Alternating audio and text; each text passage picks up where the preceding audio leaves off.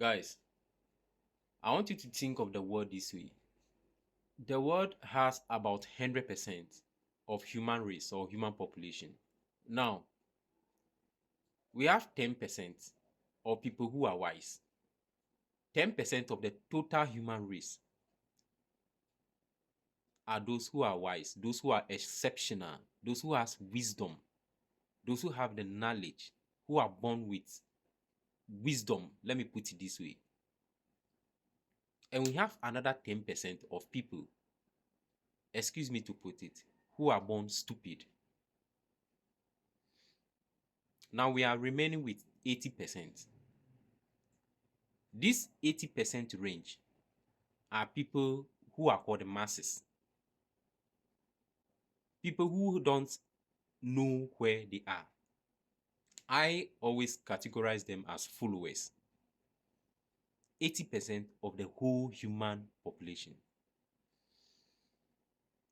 Now, access this particular information that I'm sharing with you and tell me where you fall in. You see, this 10% we are talking about, 10% of intellectuals, right? 10% of highly intellectual people are the people that cut across politics.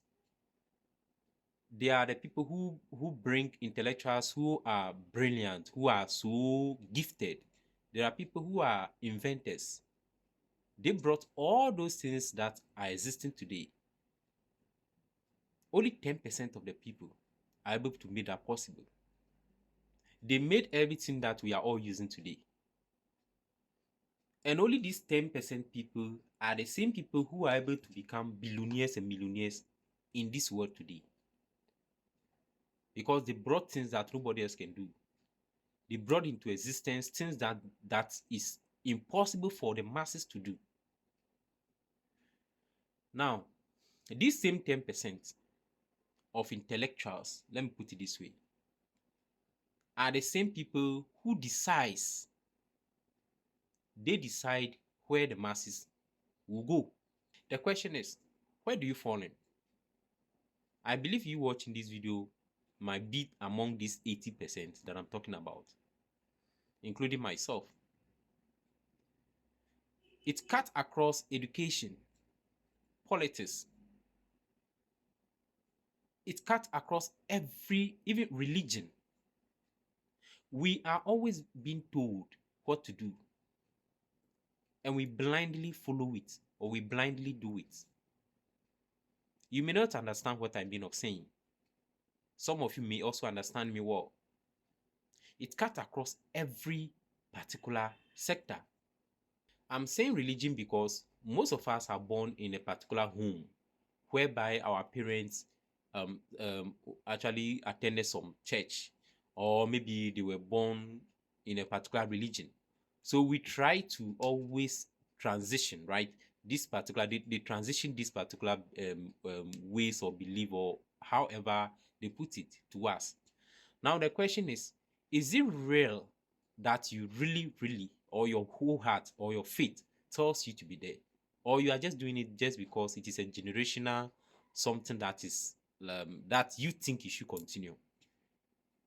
That is one of the main problem. I know some of you may not understand me, and some of you may find a problem in this. I'm not saying that, don't get me wrong, I'm not saying that your religion is bad or your church that you are worshiping is bad. No.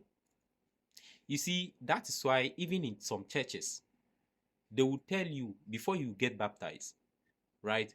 They always, baptism itself, if you're talking about baptism itself, it is about you understanding yourself that you are a sinner, understanding yourself that you are a sinner, and then accept that I want to belong to Christ, or I want to belong to Christ, or like I wanted to convert. I'm a sinner, so I want to convert from sin into a believer. So it should be from your heart. And that's why people keep on criticizing those that do baptism at early age, where the child doesn't even know the difference between right and wrong. That's why the Bible itself said it. Christ said that you must be born again, right? You must be born again. And it clearly shows or tells you that without you not understanding, right? So without you yourself understanding or accepting your mistake, there is no way you can be born again. That is a fact. It is everywhere. You must first accept who you are and what you want to become. So the point I'm trying to make is that we follow things blindly. We just do things because our parents were doing it before we came. We just proceeded or continued doing some kind of things because it is part of our culture. It is something that we have been doing long ago or a long time ago.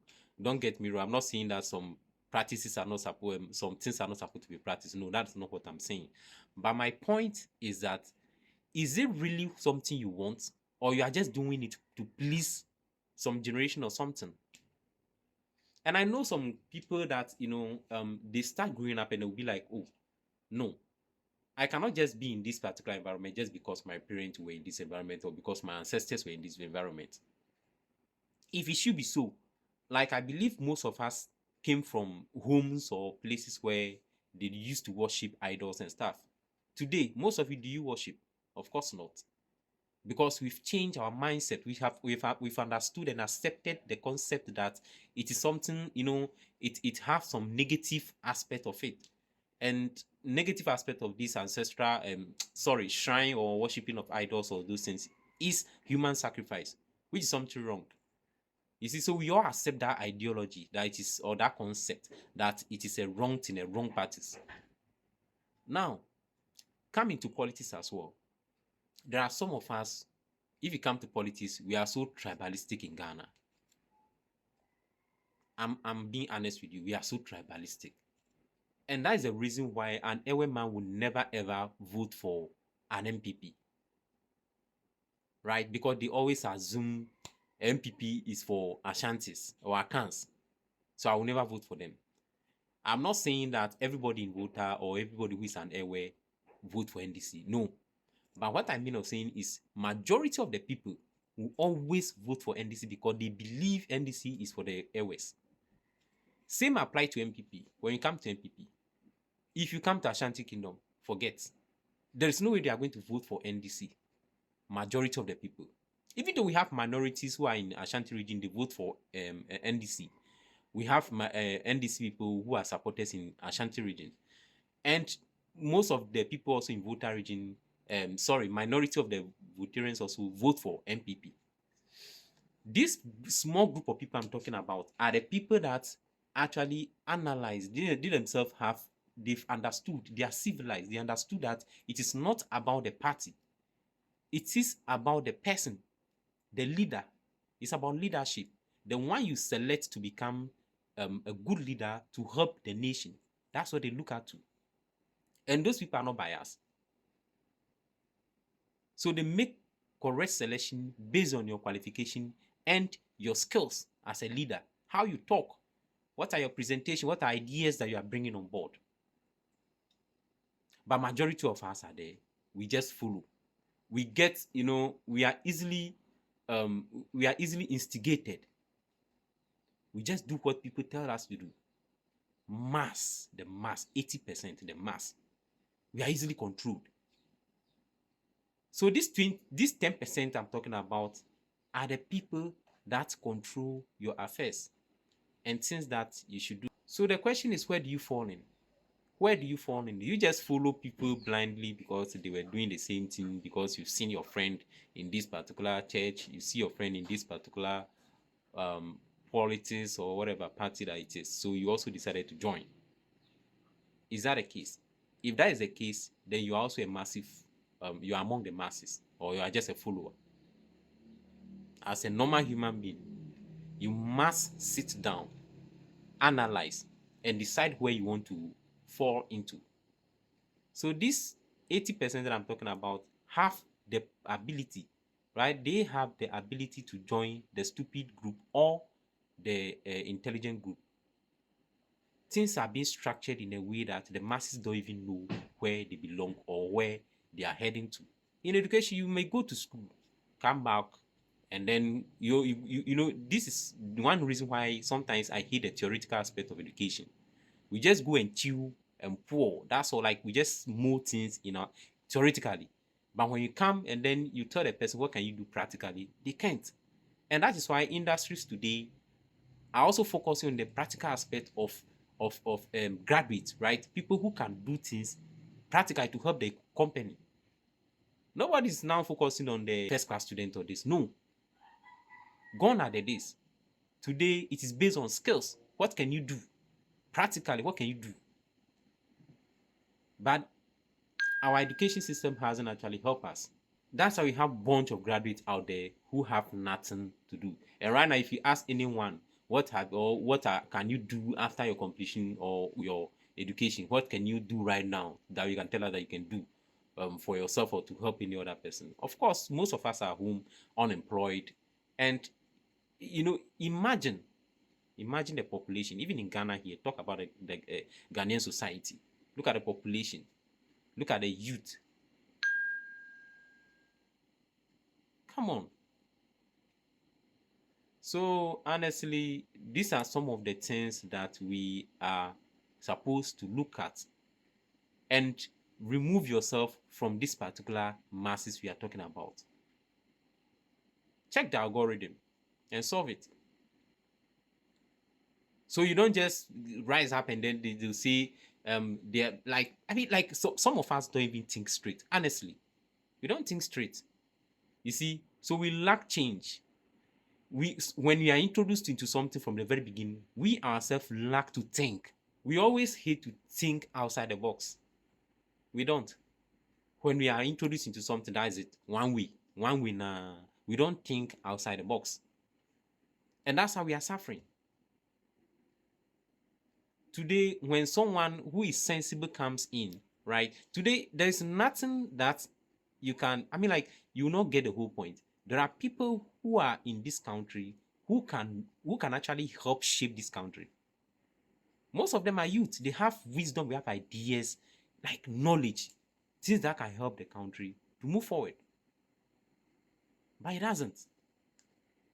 No one cares. Now, even ask yourself, every day you'll be going to school. When you go to the university, you have a research work to work on, right? A project to work on. You do a lot of research.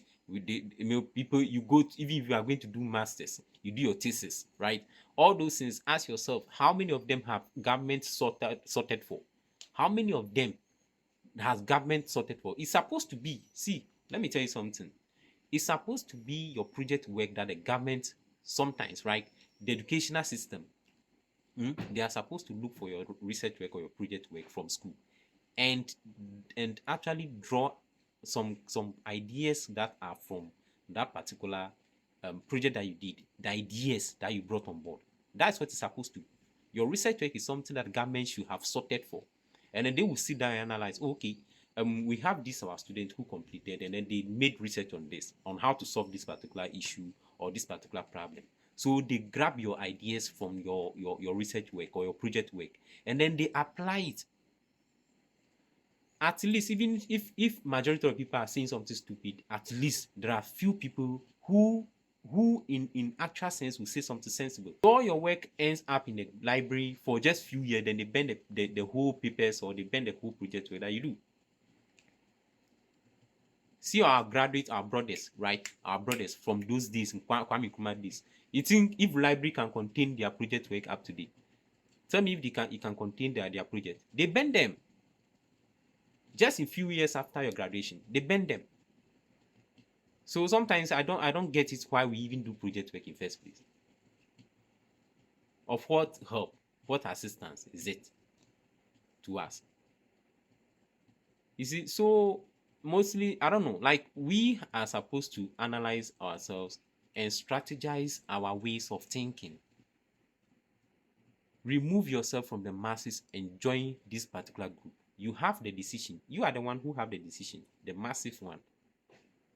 You have the decision of where to belong, whether you want to belong to the stupid group, those who will be fooling around, and those who are intelligent. Now, remember, intelligent people are the people that are ruling the world now. If you don't know, they are the people. It cuts across politics, or let's put it government, right? It cuts across the worldly people or inventors or scientists, right? So it is in politics, education, finances, they are there. And these people can do everything to distract us. Me, I keep on saying most of the time that one of the main things they used to distract you, we the masses, is entertainment. Yes, entertainment. So those of us who are glued to these sports activities, entertainment, and that, they are doing that to distract you so that you not even think. You will not even think. We will not even think of thinking of what is happening or what they are doing to us. That is the truth. You are always wasting your time on sports.